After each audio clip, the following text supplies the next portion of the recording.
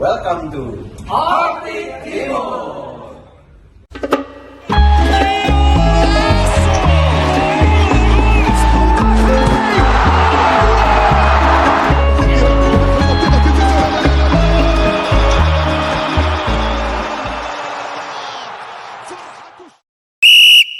Welcome to my channel.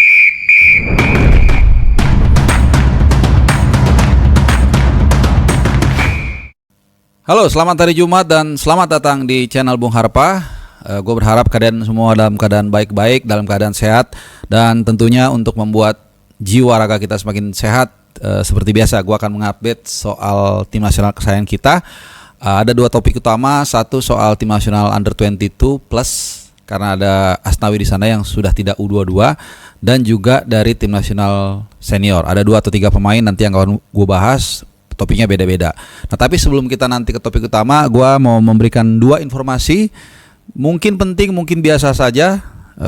Yang pasti ini perlu untuk kita ketahui. Yang pertama adalah soal Coppa Italia. Ya, Coppa Italia yang tentunya buat para pecinta Serie A yang mungkin kalian Milanisti, Laziale, Romanisti atau Intristi, dan juga Juventini yang mungkin mau melihat aksi-aksi dari para pemain Serie A ini di Coppa Italia, kan atau sudah disiarkan di TVRI ya, di stasiun TVRI itu disiarkan 1 musim nanti sampai finalnya bulan Mei kalau nggak salah atau Juni lah di Stadio Olimpico di kota Roma. Nah, itu yang pertama. Yang kedua adalah buat kalian teman-teman. Nah, mungkin ini kan udah mau akhir tahun, kalau mata kalian mungkin kurang jelas. Nah, ini ada promo dari Optik Timur, yaitu year end sale diskon 40%. Itu bisa periksa mata gratis, bebas juga pakai ruang meeting, dan juga untuk bersihkan kacamata, dan ada kopi dan teh ya seperti ini. Tapi nggak pakai es, hanya teh. Kalau es teh beda lagi ya. Yang pasti Optik Timur ada di Jalan Sultan Iskandar Muda nomor 11B, arteri Pondok Indah. Ya, ada di Google Maps. Itu tempatnya, biar gampangnya patokannya hanya mungkin sekitar 600-700 meter dari Pondok Indah Mall ke arah Kebayoran Lama. Oke. Nah, langsung aja ke topik utama kita. Ada 2. Yang pertama soal tim nasional AFF U22 ya. Gue bilangnya tim nasional AFF aja biar kita semua tahu, biar gampang. Jadi kemarin sudah touchdown di Yangon, Myanmar sekitar ya menjelang tengah malam lah ya kurang lebih. Dan setelah transit di Changi Airport di Singapura. Memang sebelum turnamen ini akan dimulai, gue sempat browsing-browsing. Memang rata-rata perjalanan itu banyak melalui Singapura, transit dulu. Lalu kemudian melanjutkan perjalanan, dan hari ini rencananya sore hari ini. Jadi kita dengan Myanmar ini menarik teman-teman, bedanya itu hanya 30 menit. Mereka lebih mundur ya. Jadi kalau sekarang misalnya gue rekam ini jam 4 sore, maka di sana itu jam setengah 4 sore gitu. Jadi mereka lebih mundur ya. Iya, lebih mundur setengah jam. Jadi dijadwalkan sore ini akan menjalani latihan tidak resmi. Dan seperti biasa nanti kita akan menjalani official training itu atau pitch testing itu tanggal 8 atau sehari sebelum menghadapi tuan rumah Myanmar ya. Sudah hampir semua pemain bergabung kecuali Rafael Struijk yang saat ini gua rekam sedang bermain, mendapatkan starter yang kedua musim ini bersama Brisbane Roar menghadapi Melbourne Victory, dan so far skornya saat ini gua rekam itu masih ketinggalan 0-2 strike. Ini sangat disayangkan karena sejauh ini belum satu pun kemenangan diraih oleh klubnya Rafael Struijk ya. Jadi setelah ini dia akan terbang ke Myanmar untuk bergabung dengan Muhammad Ferrari dan kawan-kawan. Nah, itu dari tim nasional AFF U22. Mudah-mudahan kita bisa meraih sesuatu, bisa maksimal meskipun sangat berat ya, karena banyak kegamangan yang terjadi menjelang pertandingan atau kompetisi AFF kali ini, terutama juga Ivar Jenner dan Hafner yang coba di lobby tapi ternyata tidak dilepas klub. Which is kalau gue setuju, nggak apa-apa, biar mereka istirahat, jangan sampai hektik. Semoga nanti lebih penting lagi mereka bisa ready tanggal 20 Maret 2025. Nah, itu dari tim nasional AFF U22 yang akan segera bertanding. Dan kita ke tim nasional senior. Ada 3 topik yang mau gue bahas di sini. Pertama dari Pek Zwolle, di mana adik kesayangan kita Eleanor Reinders ini baru saja perpanjang kontrak sampai 2027 ya. Jadi lumayan, paling enggak ini dari aspek kepentingan klub, artinya klub ini melihat Eliener Reinders masih dibutuhkan. Memang dia tidak reguler week in week out, tapi ada beberapa kali kesempatan dia dapat masuk dari bangku cadangan. Mudah-mudahan ada semangat yang ditularkan oleh masyarakat Indonesia melalui dukungan di media sosial dan juga dari sang abang Tiaini Reinders yang dari berita atau kabar yang gue dengar itu selalu mensupport dan memberikan dukungan bagi Eliano untuk bisa sukses baik di tim nasional Indonesia yang juga baru mendapatkan 1 caps ya saat menghadapi Bahrain dan juga tentunya sukses bersama Pek Zwolle. Semangat buat Eliano Reinders.